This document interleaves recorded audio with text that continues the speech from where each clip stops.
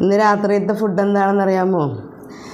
ചിക്കനും കടച്ചക്കയും കൂടി ഇട്ട് വെച്ചതാണ് കേട്ടോ. സൂപ്പർ ടേസ്റ്റാണ് കേട്ടോ. നല്ല മൂത്ത കടച്ചക്കയായിരുന്നു. അപ്പോൾ ചിക്കൻ്റെ കുറച്ച് ഇരിപ്പുണ്ടായിരുന്നു, അതും കടച്ചക്കയും കൂടി ഇട്ട് വെച്ചതാണ്. ഇവിടെ കടച്ചക്കൊക്കെ കേട്ടോ ഡിമാൻഡ്. നല്ല അടിപൊളി കടച്ചക്കയായിരുന്നു.